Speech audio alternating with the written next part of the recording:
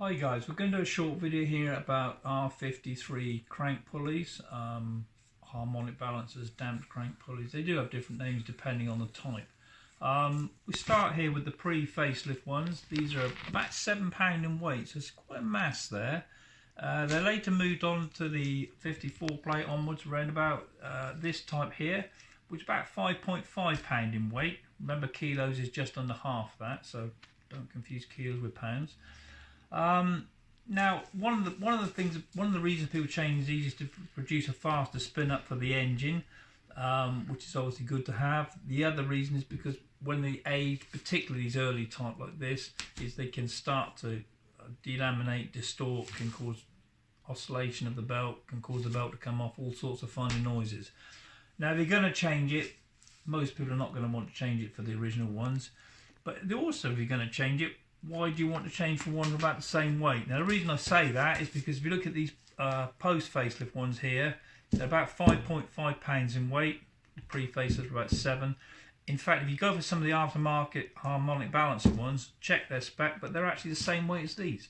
So £5, £5.5, to me, there's not a lot of point changing it for one of those. If you've got one of these and you can get one of these for nothing, then okay. But now, if you go down to the GTT one here, this is our damped crank pulley. It's about £1 in weight. That's £1 against £5.5 against £7. That's quite a big difference. The other thing about these crank pulleys is we do actually damp them. There's actually some damping patches there, and I will do our little very unscientific test here. But if you compare this to one that hasn't got damping on, that's well damped. Okay. Now, if you had an undamped one, which there are available, the alloy ones without any damping, there's quite a difference there. They will ring quite a lot. If you're going to change it, then the other advantage of the GTT wants to be a separate steel sleeve, stainless steel sleeve there. That's actually an interference fit on the shaft, on the nose of the crankshaft. If you use an all aluminium crank pulley, then what can happen is particularly when you come to take it off, it can tear. So you're far better off having a stainless steel fitting straight onto the crankshaft, and then you've got the actual crank pulley, which is a sliding fit in there. See there, and that bolts onto there with the six bolts there, but also the big bolt in the middle.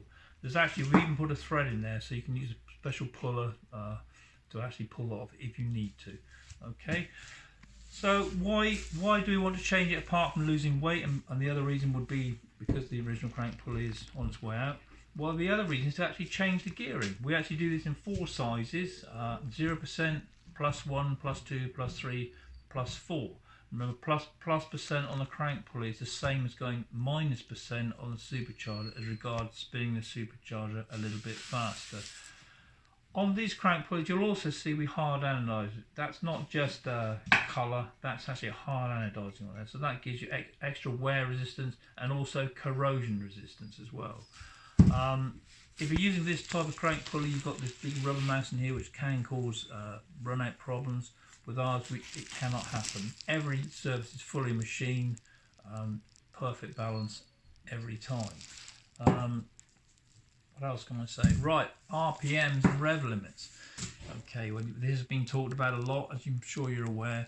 These pulleys here, we've been making this Mark II version with the damping. We've been doing about 9-10 years, I think, something like that. We've also got guys out there that have been using them 100, 200, probably 300,000 kilometers, maybe 100, 200,000 miles. It's a well-proven design. Okay, it's not going to cause any problem with the oil pump. Having said that, we don't recommend that you increase your rev limit. Why do we recommend it? Well, you're overspeeding the charge, you're overspeeding the valve gear, everything. There is a natural resonance within the engine. I think it occurs around about 7,500, this is trying to damp that out.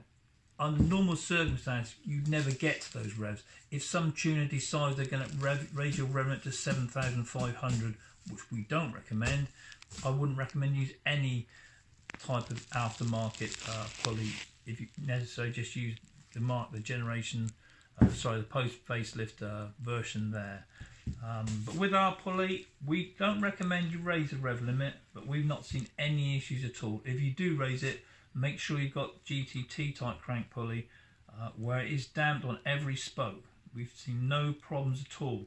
if you were to use a completely aluminium one without damping and raise the res limit, so you've got two things there, yes, you could have problems potentially. So stay away from increasing the rev limits, stay away from crank pulleys which are not damped. These are damped, and in the instructions we do tell people, and always have told people, to keep the revs at standard RPM. In truth, you probably could go up 200, 7,200, but we won't recommend that to people. We've never seen an issue with that. So that's all the things covered there. The weight, as I say, 1 pound, 5.5 pound. Other aftermarket harmonic balances are about 5.5 pounds, so why change for that?